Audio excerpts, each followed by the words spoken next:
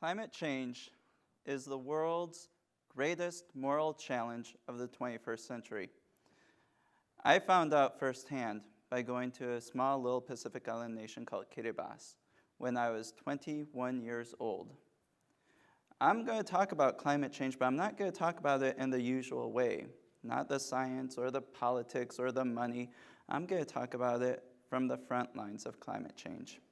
So let's go on a trip.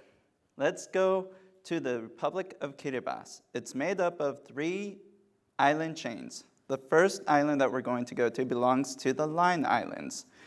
It's Christmas Island. Next, we're going to jettison off to the Phoenix Island chain. There, we are going to land on an island called Canton. Next, we're going to go over to the capital island, Tarawa.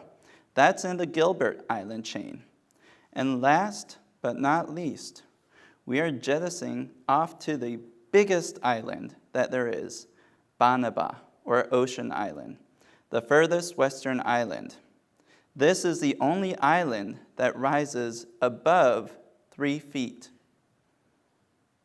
Most of the islands are coral atolls. The last one that we're going to go to is my island, Tamana Island. It's where I served as a Peace Corps volunteer from 2000 to 2002. The entire nation, it's the world's largest, smallest nation. The entire nation is roughly the size of the continental United States, and it's the only country in the world to straddle all 4 hemispheres of the globe. It is also the first country to welcome the light of day, week, millennium, and it's also predicted to be one of the first countries to be wiped off the face of the earth. November 16th, 1989, Barbara Kirata, Minister of Home Affairs and Decentralization for the nation of Kiribati, is at the Small Island States Conference on Sea Level Rise. At the conference, he addresses everyone by saying, over thousands of years, the question of sea level rise was never thought of. Our ancestors lived happily on our islands for centuries without worrying that one day a change in the environment would cause us to lose our homes. We today in the present generation are proud inheritors of those homes. If sea level were to rise, it would have drastic impacts on our agriculture, on the lands that we live on, and the communities that we call home. 1989, Kiribati was talking about this. 10 years later, I'm a senior in college at Miami University, Oxford, Ohio. I'm wearing my one and only suit to the interview for the Peace Corps. It's my first time thinking about going overseas to volunteer 2 years of my life. I arrived 15 minutes early for the interview, and the lady at the front desk says, "It's all right, Mike, I'll take you to the back room. And there you can wait for Jeff." Jeff is the Miami University Peace Corps recruiter. The room's cold, I'm nervous, and I'm uncomfortable in a suit. First time I wore a suit. Jeff walks in and starts the interview. About 30 minutes. After the 30-minute interview, he asked me if there's anything that I would like to say. Yes, I say. 1, I hate hot weather. 2, I'm allergic to fish. 3, I'm severely prone to motion sickness, especially on boats. November 16, 2000, I'm a Peace Corps trainee in the Republic of Kiribati, where there is nothing but fish, heat, and boats travel. My second week there in Kiribati, I experienced something that I'll never, ever forget. I was walking home from a celebration. They call it a botaki. From the school. The winds picked up. The trees rocked back and forth. The ocean grew larger and larger.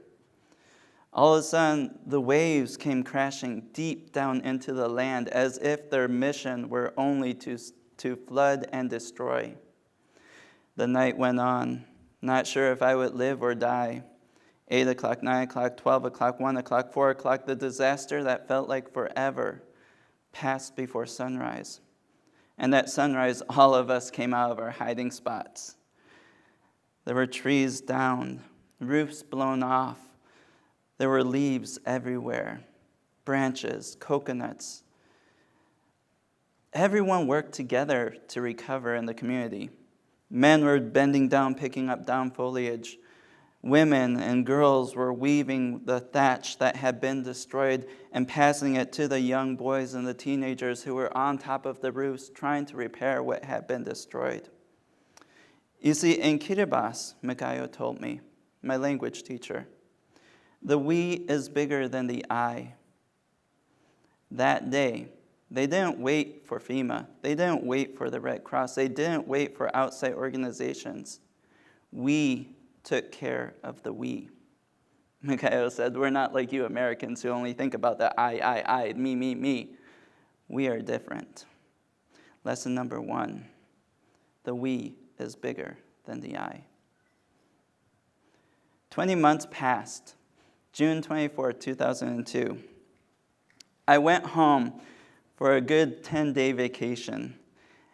When I came back, I brought boatloads of presents, of spices, of toys, of books, of crayons, of pencils, of pens for all of my friends and family back in the islands.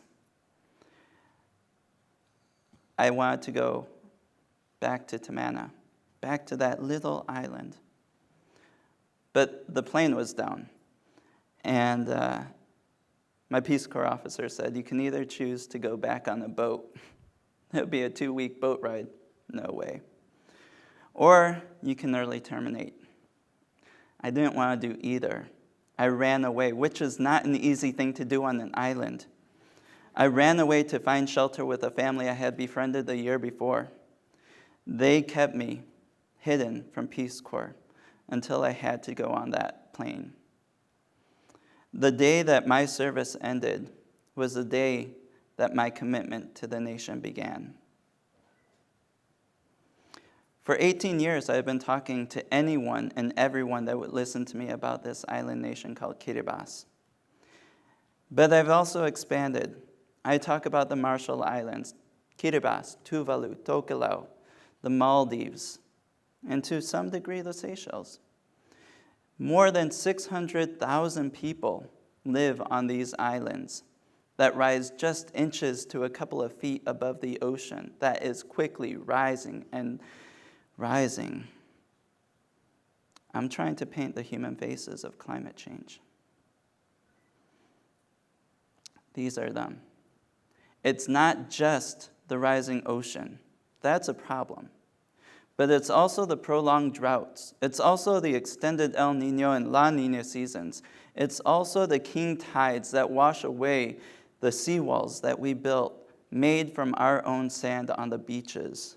It's also inundation. This is an ecological genocide. Land and people have the same name in Kiribati, Aba. When you are born in Kiribati, you are born on your family's land. You live on that family's land. You raise your own children on that family's land. And when you get old enough, you have grandchildren, great-grandchildren, great-great-grandchildren. And you return to your land. You're buried there to join the ancestors to watch over future generations of that land. Land and people, it's the same thing. One cannot exist without the other. Over time, Kiribati has gone known as a poster child for climate change.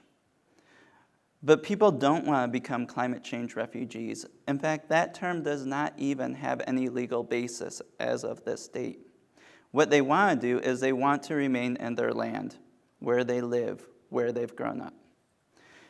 2 men, older men, Unamanes as we would call them. Itake Terua, 70 years old. Every time he walks by the place where he used to live, which is now under the ocean, it reminds him of his 40-plus year marriage and the family he raised on that land. Maeteata Rotake, 69 years of age. Every time he walks by his land, he still has a big connection because his wife is buried there. He wants to be buried with her, even if the sea takes away that land before his time comes. We'll get back to him. We want to try and amplify our voices, our stories, our faces, so that people can see that climate change is having an impact. But we are not drowning. We are fighting. We are fighting. One of the ways that we are fighting is we are telling our stories through media, through social media, through magazine, through print media, through any outlet that will listen to us tell our stories of what's happening on the islands. We are not drowning. We are fighting. Yeah, and I hope if I'm not from Kiribati, if I'm from other country, big country, I might feel the Kiribati people's sadness. I might feel it, and I might do something. Yeah, really. But I'm very unlucky to be a Kiribati people because I have many ideas, but I have no way to. We wish That's they really my, see us suffer. We are. Yeah, they are suffer.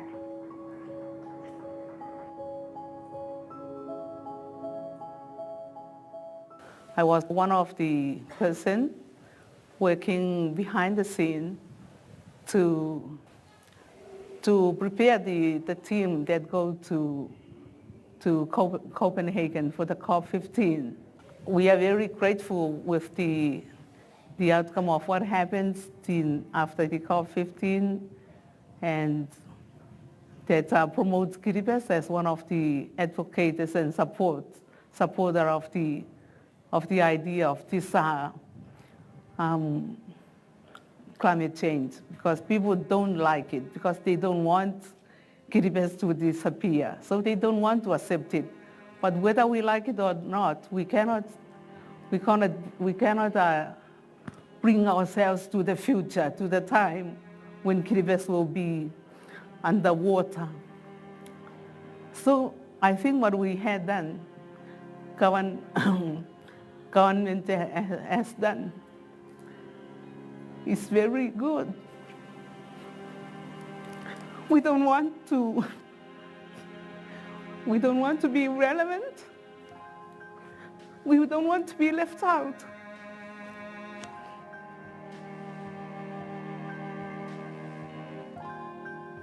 These are cousins, friends, parents, brothers, sisters, aunties, uncles. These are the faces behind those statistics, those numbers, those charts.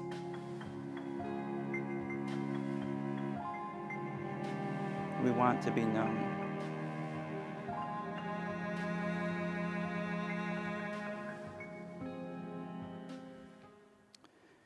Dear Kiribati, it's been 18 years since we first met, since I first breathed in your hot, salty air, waded through your warm turquoise blue waters. Instantly, you intoxicated me, all of me, my mind, my body, and my soul. But today, I fear for you. I fear that the rest of the world will not know you. Blinded by climate change, they will not see your beauty, your kindness, or your kade, worthy of everything this world has to offer and more. You see, the world tried to solve climate change and this ecological genocide with money, power, politics, but money, or rather greed, is what brought us here today.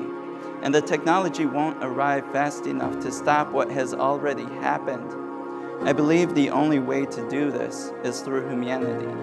We have the power and the ability to have compassion. Transformational compassion that changes things, makes the world a better place, changing greed, money, and anger into love, kindness, and joy.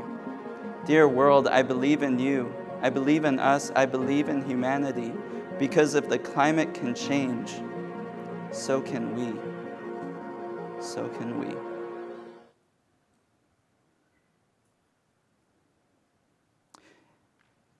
Climate change is about humans, and humans are about humanity.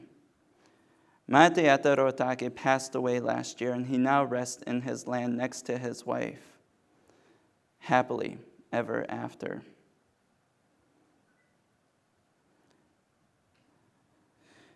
Nakomi kan Kiribati. Kabarate pure, and kana rona ba ye na kwan buakana o maroro. I just wanted to say thank you, everyone, for listening to us and for hearing our stories from the front lines of climate change.